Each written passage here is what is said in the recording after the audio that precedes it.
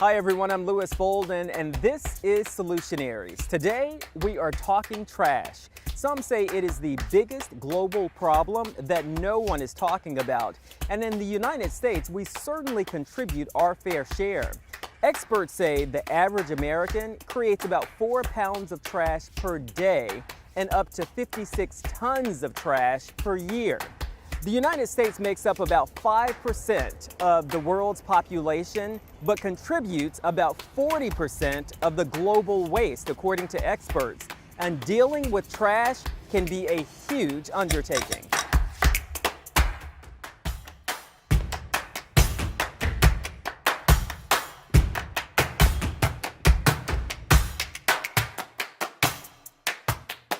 Think about it. How much plastic do you use every day, every month, every year? Now, how much plastic do you think you used every day for the last 2 years? All the masks, the filters, the plastic packaging for at-home tests, and all of the packaging to get that delivered. A recent study found that the average American's use of single-use plastic exploded during the pandemic. Estimates are still coming in because we're still in a pandemic, but a recent study found that 3.5 million metric tons of masks alone were used. That's enough to get back and forth to the moon, laid end to end 4.5 times. And then of course there's all that takeout, the styrofoam Tupperware, the little plastic forks and little plastic bags.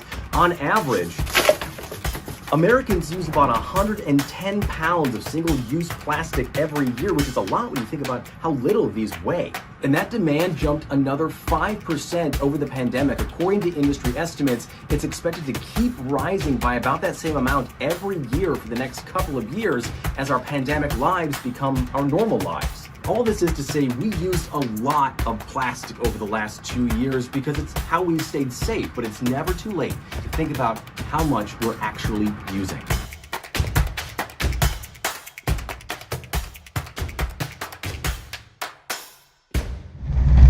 Go into any store right now and buy pretty much anything and you'll find packaging that looks like this, or this, or this.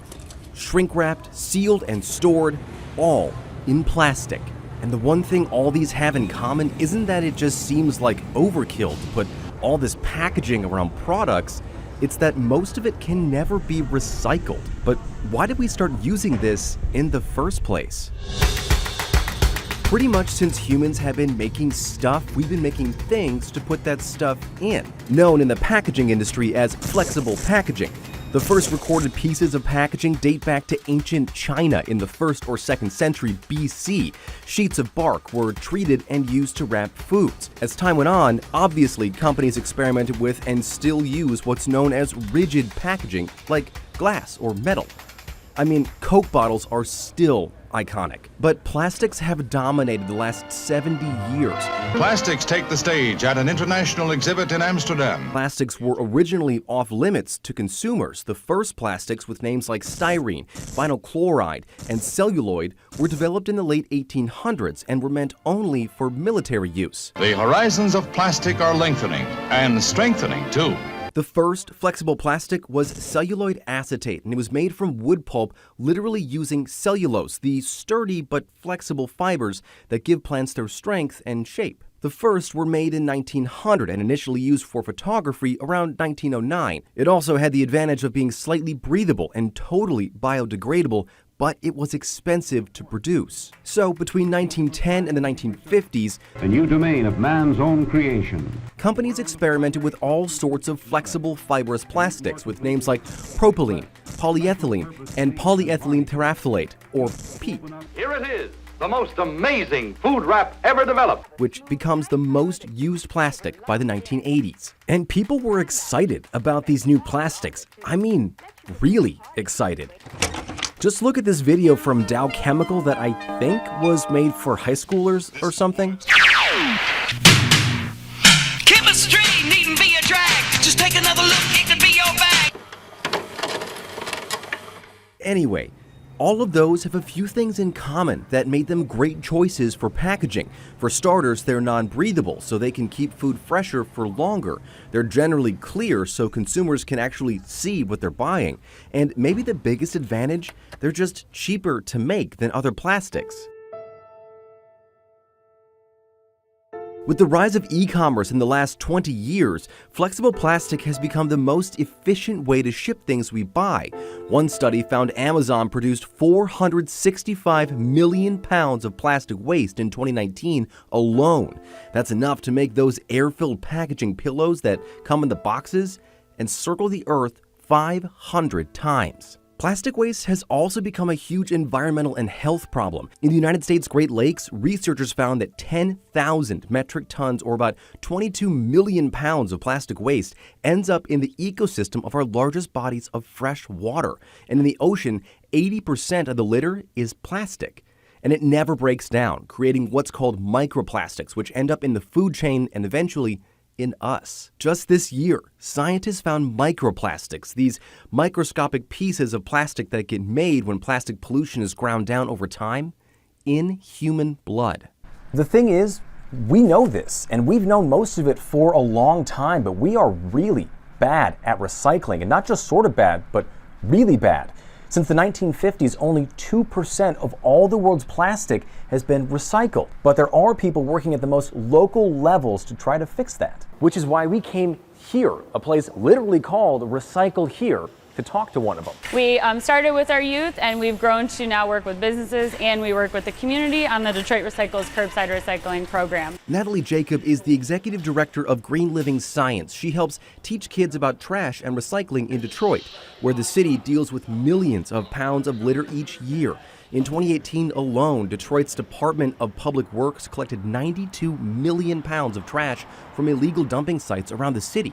People like Natalie have been instrumental in getting recycling into Detroit public schools and apartment buildings downtown, including the one I live in, which I didn't know until we talked. Their lessons are meant to teach kids about recycling, why it's important, and how they can start recycling. For the education to be impactful, we have to have some scare factor in there, so we do let them know the negative impacts plastic has on the animals. In some cases, we have shown them pictures. It breaks their heart to see it. It breaks our hearts to see it. And so we do have some element of that, but we do focus a lot more on here's what you can do, and here's why it's important. But at the local level, getting kids to think about recycling can create a lifelong habit, and one that trickles up to their parents. Kids get it. Kids get it more than their parents do. One of the things we hear the most is that The reason that a family is here is because of their child. So they learned about it in school, they made their families recycle, and they wanted to come here. But it's only part of the solution. Well, all of this is great, and it helps on the small level to clean up our neighborhoods and cities. Solving the problems of plastics is not something that we can crush our way out of. It's going to take real change at the biggest levels. And that's where the work of researchers like Michigan State's Dr. Mohammed Rabnawaz come in. Plastic recycling is a big problem. Literally speaking, today, 40% of the plastic that is produced, it goes into the packaging. And packaging essentially is creating almost 50% of the plastic waste. Dr. Rabnawaz works on developing new kinds of packaging that's more biodegradable and can help reduce waste. But even he would say it's just as much about getting companies to start using better packaging as it is about design, which is why he says the solution to this problem is to give big companies incentives to change their packaging or tax them for using environmentally unfriendly plastic, sort of a stick and carrot for corporations. If you are using virgin material like new plastic in the package, you need to pay a penalty, extra tax. And the carrot is for the companies, if you are putting more recycled content, you get tax incentive. So basically giving them both options. You want to go this way or that way, you will have the benefits if you move forward with the recycling. And he says that stick and carrot method has already been shown to work. In the European Union, for example, companies are forced to pay up front for the cost of the plastics they use that can't be recycled, which means now 40% of their plastics get recycled. In the US, where we don't have that system, it's just 9%. But it is an uphill battle. Companies at every level of the plastic and packaging industries have spent decades fueling research and funding campaigns to keep non-recyclable plastics on the market. And it's worked. Not to mention, they've used that same research to put the cost of finding ways to recycle on the consumer, on us, rather than on themselves. It's not easy because you are competing against the low-cost material like polyethylene, right, which is so cheap. But we cannot go with the practices that what we do here. So eventually it will be a combination of something like a bio-based material, which essentially are biodegradable. There's one aspect. And then reducing the creation of the new plastic by adding more and more recycled content into the packaging. So those are the two things that I see like should go together. Plastics and plastic packaging is a really complicated problem with complicated solutions. But maybe that's just it. If we start with solutions big and small, we can end up boxing this problem in, maybe, for good.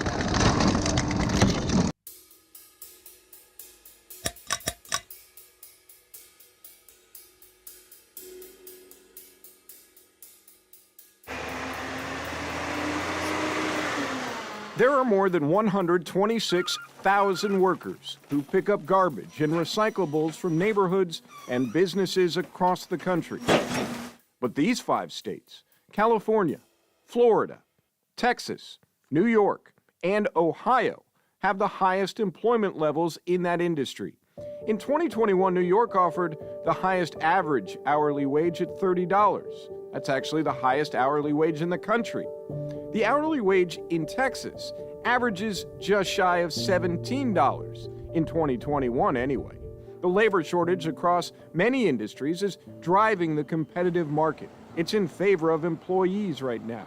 Companies are using big signing bonuses to pull in workers, as well as higher starting wages. The city of Houston is offering a signing bonus, but says they're competing with others who offer a starting pay at $25 or more. The city of Houston's starting pay is around $19.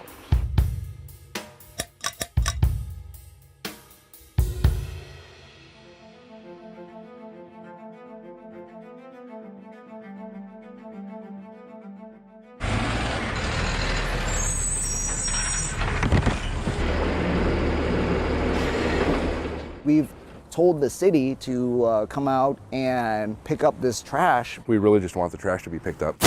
Should it be that hard to get your trash picked up? I don't think so.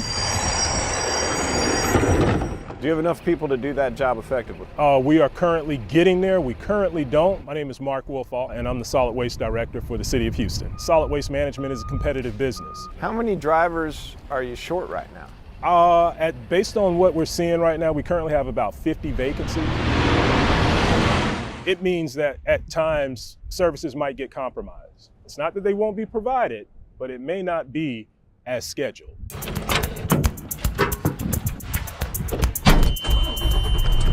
No, they can't function without us because we have to, it's a federal law that we have to pick up garbage. My name is Sanae Stanberry Roberts. I'm an operator with the City of Houston Solid Waste Department. The city is growing more day by day, so as the city grows, we're not getting the manpower, the personnel that we need. And a lot of people, you know, went to trucking companies because they were offering more money.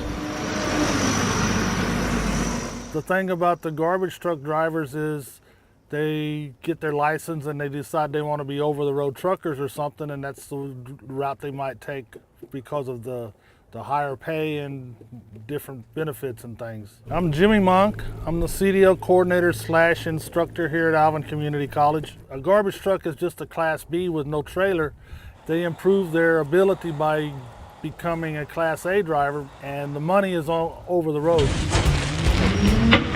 There's a sign on 59, a company out of Austin's offering $8,000 retention bonuses. It's definitely an employee's market right now. My name's Matthew May.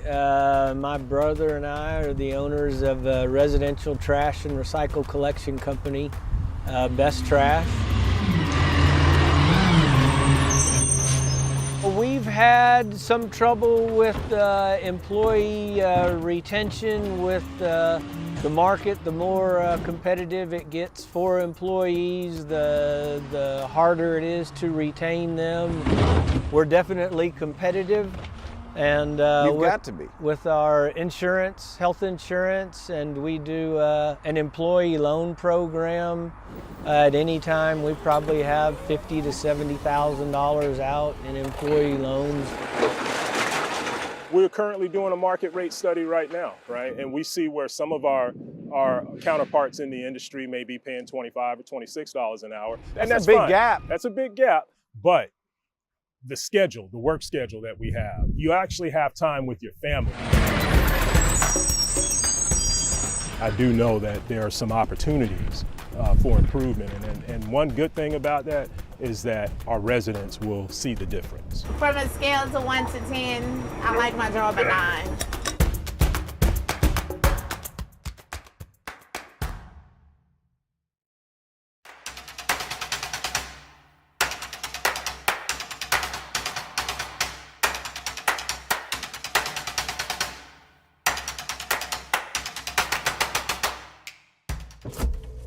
I would bring like plastic water bottles like every day almost. You don't think about it. It's just a habit. I played softball my whole life, so yeah, I definitely use Gatorade bottles, single-use plastic water bottles all the time. Plastic, as we know it, first surfaced in the 1950s, made from petroleum. It's cheap and convenient. Since then, factories have produced 9.1 billion tons of it. Now, humans use 1.2 million plastic bottles per minute. Americans buy 50 billion water bottles each year, and approximately 91% of plastic is not recycled. 14 million tons of plastic ends up in our oceans each year. The plastics that make it to the landfill break down into tiny toxic chemicals, which leak into the environment. Studies have also linked plastics to health problems, from birth defects to cancer. My name's Morgan Eaton. I've been a volunteer with Beaches Go Green for just over a year now. We are an environmental nonprofit. Our goal is to basically eliminate single-use plastic, but mainly to educate the youth. Beaches Go Green has partnered with 7 North Florida schools, creating clubs and giving out free reusable water bottles, starting with student athletes. This is Fletcher Middle School. It's just outside of Jacksonville, Florida, and it happens to be right across the street from the beach. That's one reason why administrators say it hasn't been that hard to change kids' minds about plastic. These are our Beaches Go Green water bottles. This is the club, obviously, our school and our sponsor. I just like how everyone customized them. What do you tell your classmates? I tell them instead of using a plastic water bottle, they should get one because it's way better and it protects the environment way more. Swim team is getting water bottles. We just got a sponsor. They're gonna make them. It's awesome. I'm Joe McKenzie. I am the principal here at Fletcher Middle School. This represents the amount of water bottles we would use in a year if we did not have a reusable bottle. One bottle takes care of all that. One bottle. Per year. One reusable bottle replaces 156 plastic bottles. Beaches Go Green has given out 12,000 so far. They cost about $11 each. Most of that is paid for by sponsors, who in turn get their logo on the bottle. I'm Veronica Schaff, and I'm one of the presidents of Beaches Go Green Club at school. I'm Taylor Brown, and I am a junior, and I am also co-president of the Ponte Vedra High School Beaches Go Green Club. We tell our athletes when we distribute the bottles that plastic is non-biodegradable, so every single piece of plastic that was ever created is still here and will always be here on Earth, so that plastic will never ever go away, which is why it's really good to reuse.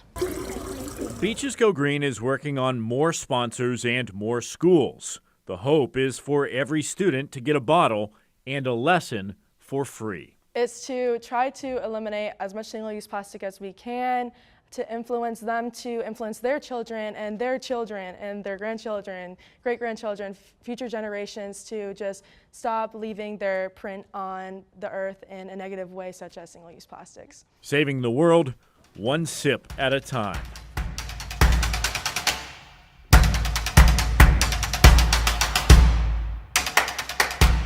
Trash in our waterways is also a problem. Plastic bottles, plastic bags, basically anything that's man-made that's not supposed to be there is considered marine debris. Sometimes you can see the debris just walking along the beach. Other times the debris is so small you can barely see it in the water. These are often referred to as microplastics. Right now, there is a new push to clean up these microplastics, and there is research that suggests that these plastics can even end up in our bodies. That's according to John Peterson with SeaWorld. Solutionaries correspondent Eric Sandoval has more.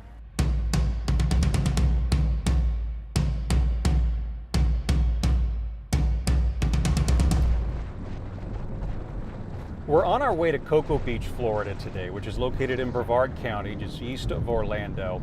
It's really one of the top tourist beach destinations in the state. A lot of tourists love it, spring breakers, locals, myself included.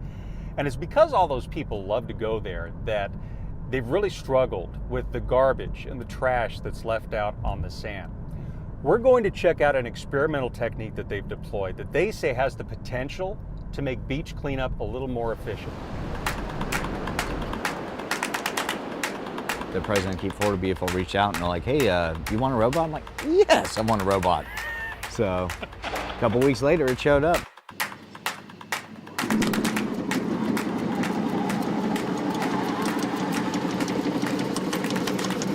My name is Brian Bobbitt, Executive Director of Keep Brevard Beautiful.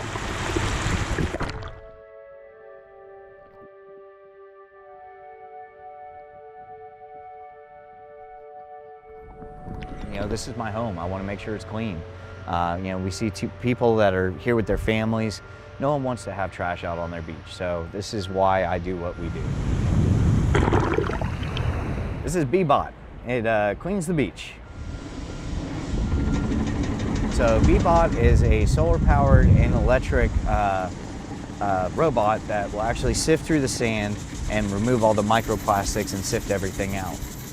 It doesn't take long to fill up this tray full of stuff. We're constantly picking up trash out here, and you guys do an awesome job. Oh, we appreciate it. Plastic bag, several bottle caps, a sticker to a Star Wars thing, straw, cigarette butt, plastic fork handle, a dental pick. Ew. Is it like autonomous? It has to be controlled by a human.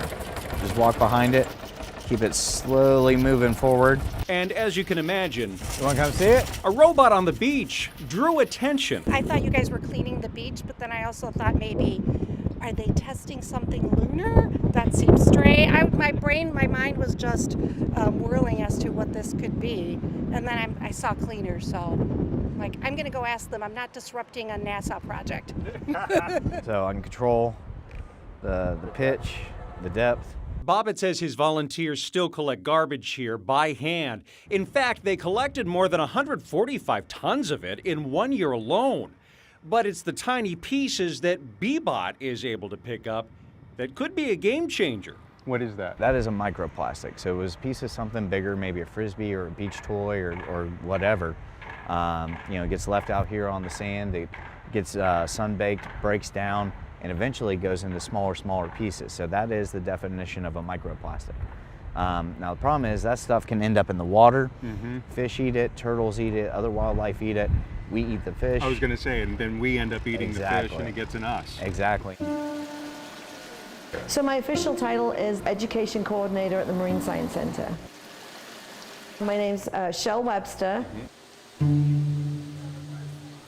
And Shell, short for Michelle, says garbage that makes its way into oceans and lakes can impact marine life that lives there, like sea turtles. When they're in the ocean, they're looking for food, they're holding their breath, they're diving down to go and get things like jellyfish. And then you're diving down again and you're going down for another jellyfish, but showing them that it looks like a jellyfish. It's a grocery bag. Right. And that's why this is, you know, I love the fact that you love this one. This is great. My little plastic bag in the water that just looks like a jellyfish. Hi, my name is Alyssa Hancock. I am the Assistant Manager of Sea Turtle Rehabilitation here at the Marine Science Center in Ponce Inlet, Florida. So in here, we're actually in our Sea Turtle Hospital. And it's inside this hospital that Alyssa and her team have helped save the lives of more than 25,000 reptiles. A lot of those were sea turtles who were trapped in garbage. We've got some fishing line. It gets entangled around their flippers as well as around their necks. So Ghoul was one that we actually found plastics in his GI tract. So all of this actually came from one turtle. So unfortunately, we do see this a lot with these guys. And I don't know if you can tell, but it's actually really hard plastics. So the problem with that is if it's going through his gut, it's actually going to cause lacerations and issues with his gut as well. If they're eating seagrass or anything on the bottom of the ocean, you get that plastic down there as well. That has to be heartbreaking to see. It's really hard, especially when we've worked with a patient so long, and then unfortunately, if they pass away due to plastic ingestion, or if we find it later on, it's really tough for us. How do you get through that? Kind of just have to focus on the ones that we can release and the ones that we can help, and know that, you know, we're trying our best for all these animals. Oh, that sounds so easy though. I mean, it's not that easy, is it? It's not, no, unfortunately, but you know, we just have to focus on the good. We would really like people to focus on lowering their plastic use. So, you know, we try not to use water bottles. We try to use reusable water bottles. Don't use plastic bags. So if you have reusable bags for shopping, that can really help as well. But until more people latch on to that idea, Bobbitt says Bebots like this will eventually be cleaning 30 beaches across the state of Florida. This thing is just the start. Like I said, it's the first of its kind in the country, and we're very honored to have the opportunity to be able to test it out. But as we work on it more and we kind of figure out and work out some of the kinks, I think we're going to see more and more of these types of machines all along the beach, roadways. I think this is kind of a way of the future, but we're always going to have humans do the right thing first.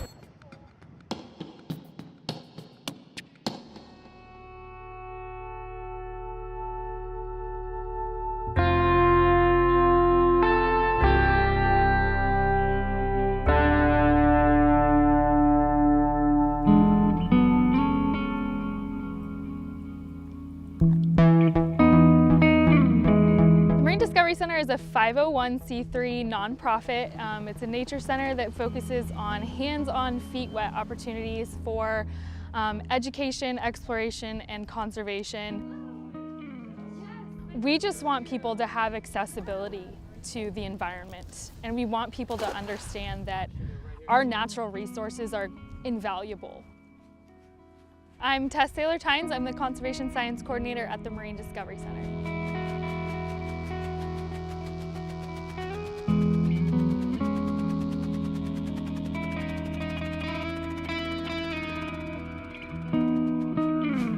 This was a high school track and field, which, as you can imagine, wasn't really being used by a lot of fish or birds. 5 acres that used to be kind of non-functional for wildlife is now really a nursery for wildlife. So, you know, in addition to all the marine life that's probably out here, you probably also see a lot of junk and trash. Yes, yes. Tell me about some of the things you've seen. You know, commonly we find items like bottles and bottle caps that may have flown off someone's boat as they were driving by. We find plastic bags, fishing line is left behind a lot of the time.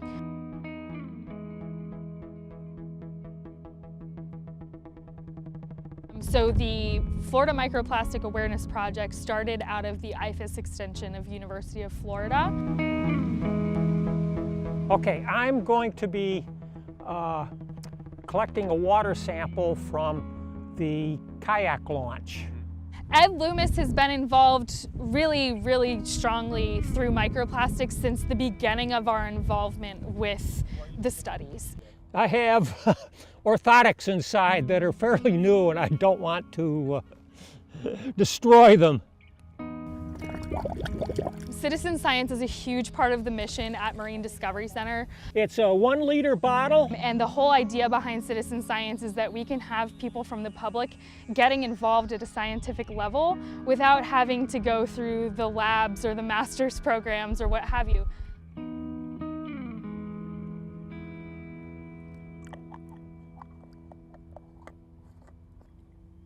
And we always take the sample from the surface of the water. And this is the sample we'll be analyzing.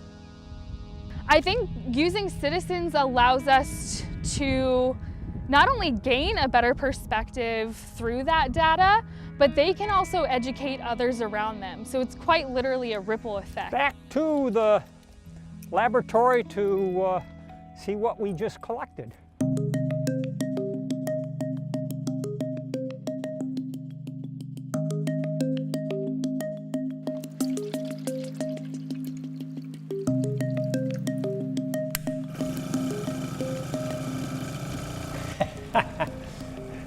It's a little lighter than coffee.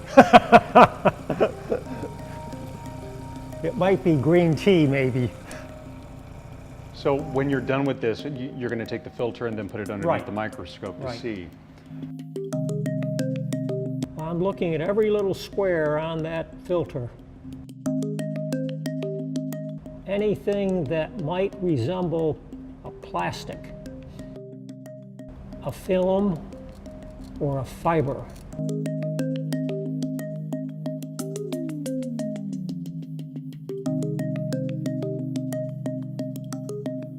I just love the outdoors. I just love everything about nature. And it's just, I've been that way since I was 11 years old. Now I'm 79. Volunteers, especially ones like Ed, are completely invaluable. It's almost indescribable how important they are to us. It keeps me young, and it's wonderful working with young people. So this is a cooler full of archive samples from our last project. We have a 3-letter site code from where the sample site was taken. I could probably fill a storage unit full of them if I really wanted to. My thoughts are that it's pretty inevitable at this point, but those little petri dishes are like little things of hope for me.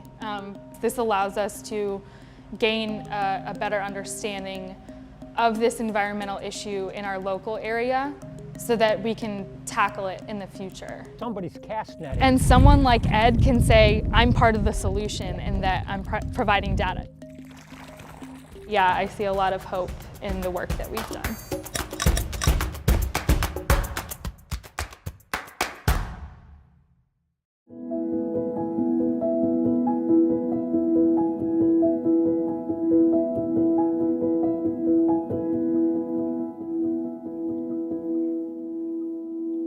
Recycling can be confusing. Where you live determines what can be recycled.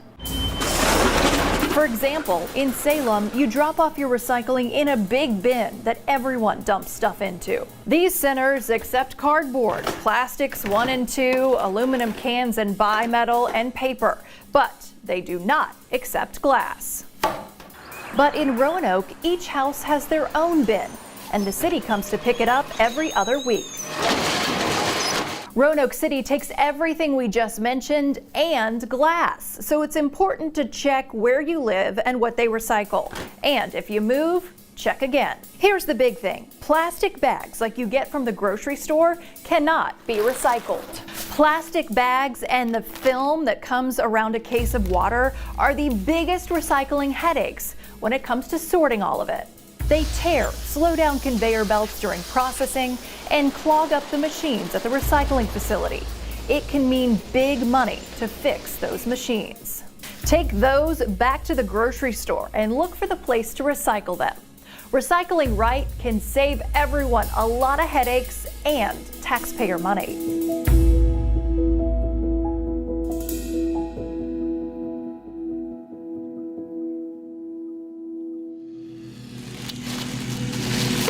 I take pride in my community. I think it's important for everyone in a community to take pride in their community.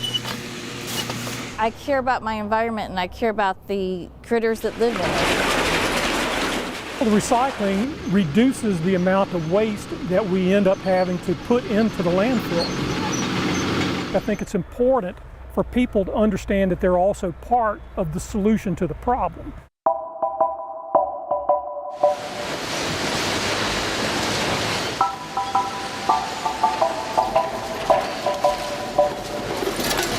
When you look at all this, what do you see? Money. I mean, I'm a businessman. My goal here is, you know, as a manager, all goals are to maximize shareholder profit. But I look at how much return we can get to cover our expenses and maybe put a little bit in the bank.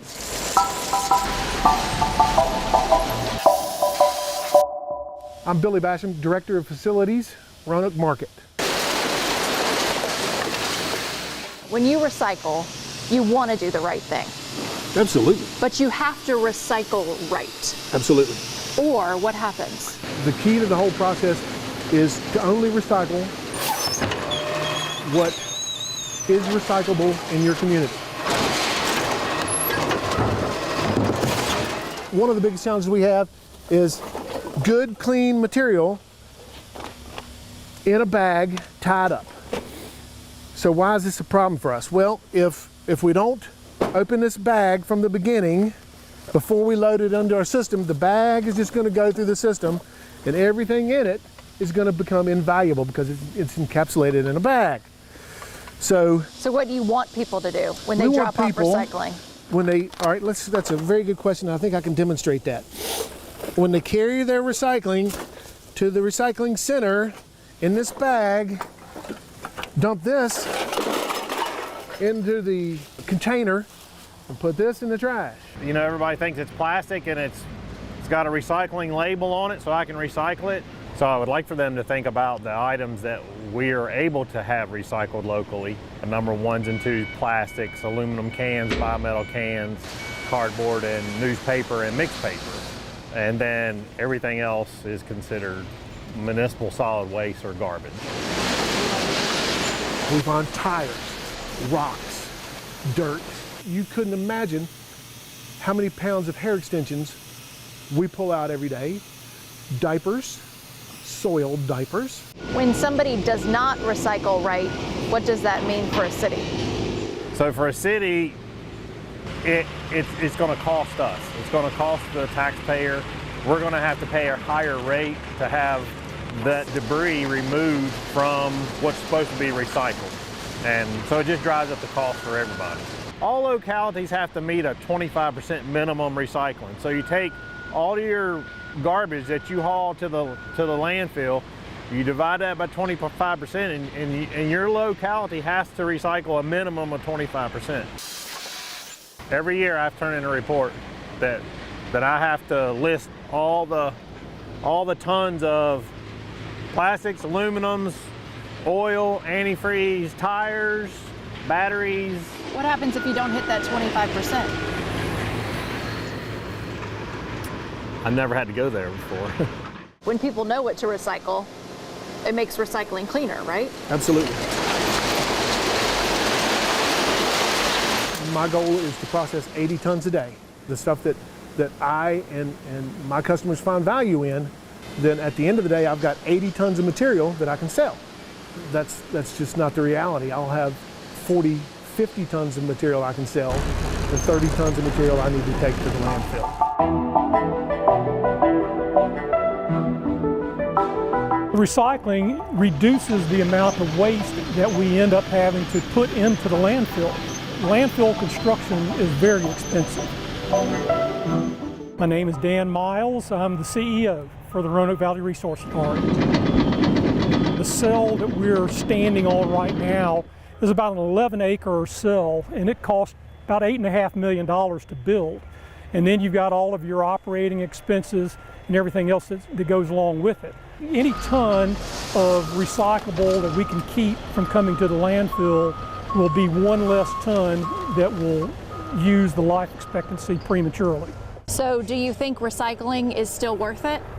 Well, I think that recycling is worth it, just from a standpoint of the big picture.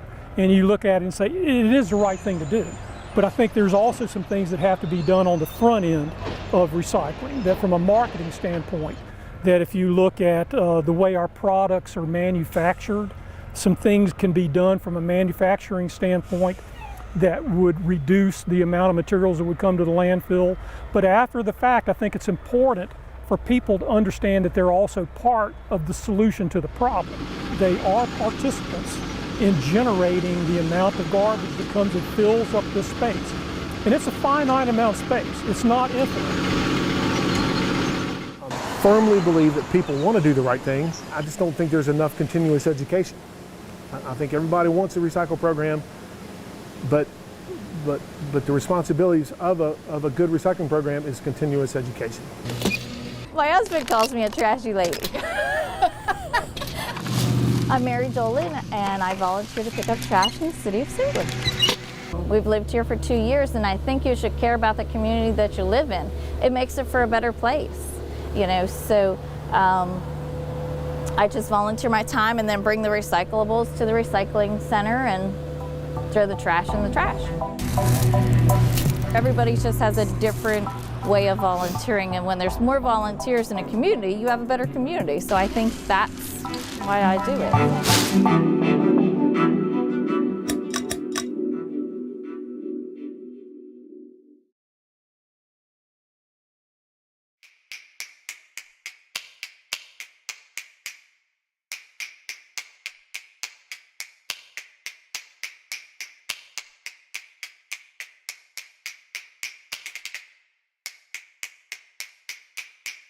Steven, Adam. Volunteers from numerous caving organizations regularly gear up and enter caves and sinkholes to clean them. Some can be walked into. Now you can take your left hand off the rope and feed off on the hand as you go over these lips. Others require rappelling down. So this is basically an extension of the cave. So we came down this 40-foot drop, maybe 45-foot drop, and the cave keeps on continuing down the slope here. And the cave, it was used as a trash dump for many years. And some of the trash that has come up here ended up being washed down there because the cave takes water and it just gets carried away. A lot of the rainwater, washes into these caves, and then eventually get to our, drinking water eventually. So we don't want all the trash to be the part of the filtration system. Water will flow through cracks in the rock into Edwards Aquifer, recharging San Antonio's water supply. But keeping the caves clean is a must because this could contaminate the water. Of course, some of the other industrial materials that we have, car batteries, lead batteries we've seen, radiators, we've seen car parts, etc., that have been thrown in these caves and they sit there and they slowly release, the material over time. And if you have enough of those sinkholes that have been used for disposal of material, you can result in localized groundwater contamination problems. Some of them had like gasoline or gas. So those are really, toxic waste. This is one of the messiest rooms in the cave. You can see all the trash here, all the different clutter, glass bottles, tin cans. You'll find some random items like this. This appears to be a toy cash register. Then you also have more hazardous things that our water actually filters through before going into Edwards Aquifer. And this right here is toilet bowl cleaner.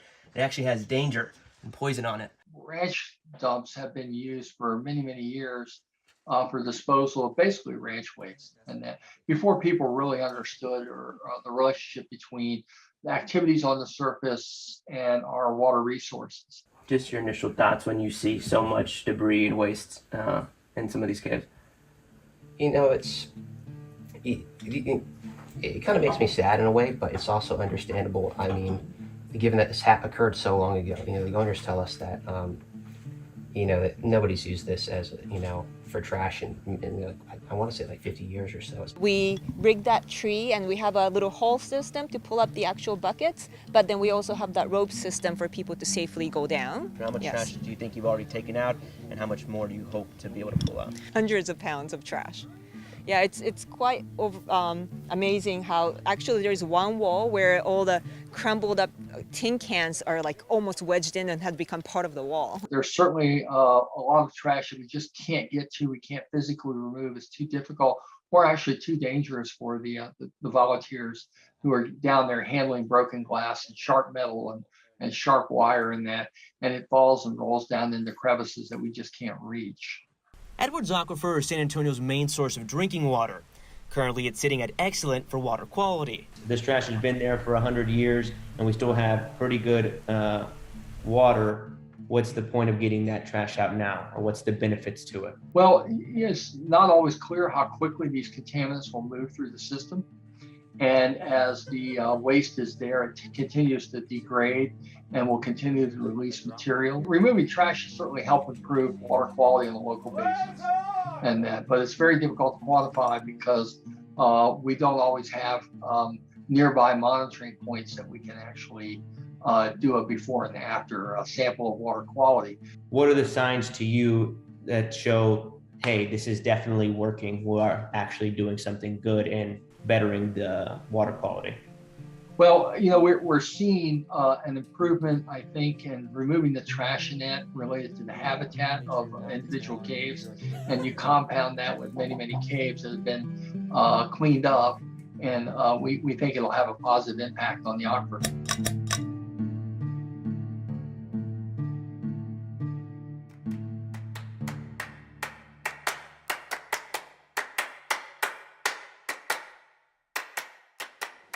A vision so beautiful, slowly being destroyed. I just find it a win-win-win. Along the coast of Florida, inside a retirement home in Sarasota, these women are doing what they can. We're keeping this out of the environment, the poor fish in the sea and all. We're giving us something to do, to feel good about, and then the homeless. How did all of this start? I was looking in Facebook and I saw these women from Ohio in a church, separate tables, one table cutting up the bags, the next one, you know, looping them and crocheting them, and then actually going out and handing it to a homeless person. Over the last 5 years, Michelle Penn has turned the plastic bags you get at the store every day into more than 200 of these mats. It saves the environment because we have so many bags, 500 to 600 in one mat, and it keeps the homeless off the street, off the hard street. That's more than 120,000 of these plastic bags being used for good instead of ending up in the trash. Still, only a minor dent when you consider 160,000 plastic bags are used every second. But Michelle's idea is growing. The mat's now a community project. People giving so many plastic bags to Michelle, she started teaching others her skill. We're the loopers, and then we roll up and make balls. Like an assembly line, everyone has a role at the assisted living facility at the Bay Villages. I guess we retired people don't really have a super whole lot to do. And I am in a motor chair, so I can't get around much, but I sure can do this. The women meet once a week for an hour. How great is this? You get to sit here for like an hour? Yes. And chit-chat, gossip. But these mats are time consuming. First of all, they're over there cutting them, the bags, and trimming them. Then they make this, which she told you was plarn. It's poly yarn. That's how it got the name. And then we roll it up into balls, and then we start crocheting. So how long does it take you to do this? I can't give you any time frame because I don't do it that often. And also hard on the joints. I'm about paralyzed now. But the work rarely stops. We are moving and grooving over here. Knowing each bag, loop, and eventually mat serves a greater purpose. It's kind of thrilling for me to watch them accept these things. They're so pleased. After a dozen or so mats are made, the women take a field trip, personally handing them out. I couldn't go because I knew I would cry. Oh, well, it was hard for you. Yeah, I'm very sensitive and I knew I would cry. I mean, because we have so much and they have so little, it's just heartbreaking. Which is why through the pain and many hours, the work gets done for moments like this. We met this woman who says she's been homeless for the last couple of years. So you don't have to lie on the ground. These are the grocery bags? Yes. That's what I was looking at. Right, Publix. I see. Walgreens. Amazed by the intricate detail that goes into one of these mats. What does this mean to you? It means that I got something to sleep on and be comfortable. And it was joyful to get this, because I wouldn't have been here. I was just about to go catch the bus, and I'm so happy that I stayed to get me something to sleep on comfortable. Some things don't come to you. No, they don't. Some don't come, but the blessings do. A true win-win-win for everybody involved. We'd like to hear what you think about the topic. Leave us a comment below. And be sure to subscribe to our Solutionaries channel. We're just getting started.